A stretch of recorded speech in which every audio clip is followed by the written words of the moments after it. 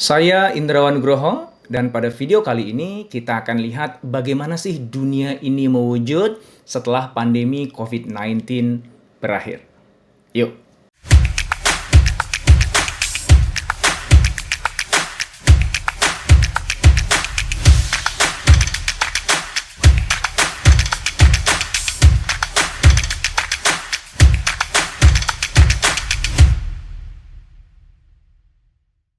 Ini adalah potret dunia yang sekarang sedang kita alami, sebuah dunia di tengah pandemi COVID-19. Dan kita semua berharap untuk pandemi ini segera berakhir, sehingga kita bisa kembali normal gitu.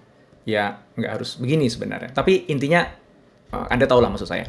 Walaupun kita tahu bahwa dunia nggak pernah benar-benar bisa sama lagi. Dunia sebelum COVID-19 dan dunia sesudah COVID-19 itu akan beda banget. Dan itu akan mempengaruhi banyak hal tentang diri kita, hubungan kita dengan orang lain, profesi kita, bisnis kita, perusahaan kita. Nah, apa sih sebenarnya yang akan mewujud nanti di dunia setelah COVID-19 atau disebut dengan post-COVID world? Nah, ini adalah beberapa informasi yang saya kumpulkan dari riset yang dilakukan oleh McKinsey di tahun 2020 ini. Ya, nah terkait dengan individu. Saat ini orang-orang consumer itu mulai concern tentang physical distance, tentang kesehatan mereka, tentang privacy, ya. Dan itu nanti akan mengubah bagaimana mereka buat keputusan untuk membeli sebuah merek atau barang tertentu.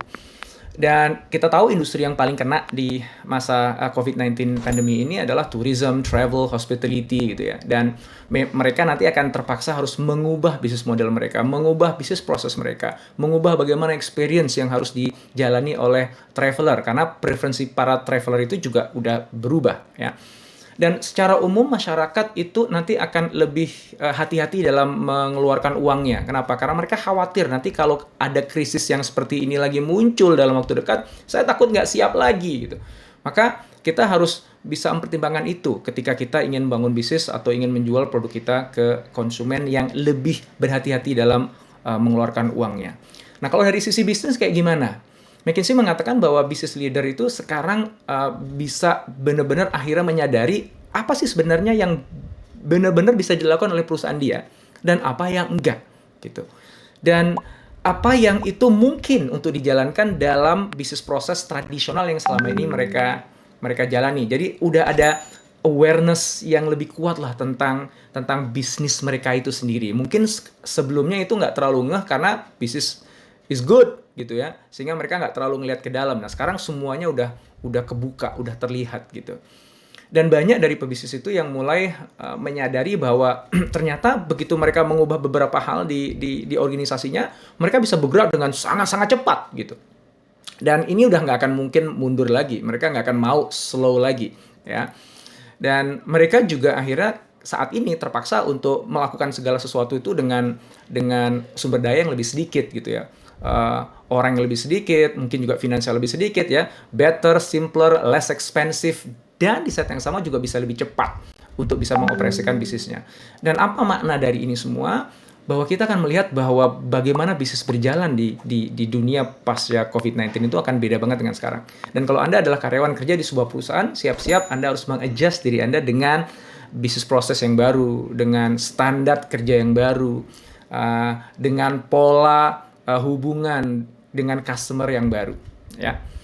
Nah, kalau dari sisi profesi atau dari sisi pekerjaan kita ya, perusahaan itu sekarang sudah menyadari bahwa ternyata bisa kok melakukan remote working ya. Sebelumnya banyak orang yang ragu apakah itu bisa dilakukan atau tidak. Ternyata sekarang terbukti bisa kok ya. Walaupun ada kendala sana sini tapi bisa gitu. Dan adopsi untuk perusahaan melakukan remote working itu akan semakin cepat dan juga semakin banyak orang yang mulai mengadopsi itu. Dan manajemen sekarang menjadi lebih baik mestinya ya. Setidaknya mereka bisa lebih fleksibel lah dalam mengelola sumber daya manusianya ya. Mereka tidak terlalu kaku dalam mensyaratkan bagaimana orang bekerja itu. Dan ini bagus sebenarnya untuk perempuan yang dia juga harus menjalankan peran sebagai ibu, orang-orang yang mungkin punya disabilitas gitu ya. Atau mungkin orang-orang yang juga punya preferensi cara kerja sendiri dengan career trajectory sendiri gitu, yang itu di luar dari traditional career path gitu. So, kita akan lihat banyak banget nanti perubahan di career ya dan bagaimana kita bekerja. And I think that will be exciting. Ya. Dan terakhir tentu saja ya karena sekarang ini oma opa aja udah biasa pakai Zoom, pakai Google Meet gitu untuk ngobrol sama cucunya. So I think this technology will stay. Teknologi yang membuat kita bisa connected ke orang lain tanpa harus bertemu secara langsung. Yes, this will be a whole new world for us. Ini adalah dunia yang baru untuk kita semuanya, and it will be there to stay. Dan satu-satunya sebenarnya pertanyaan yang tersisa adalah kita siap apa enggak untuk benar-benar bisa mengambil opportunity dari dunia yang sudah berubah ini. Kalau kita siap, insya Allah banyak pintu yang terbuka nantinya dan banyak peluang yang akan datang. So, are you ready?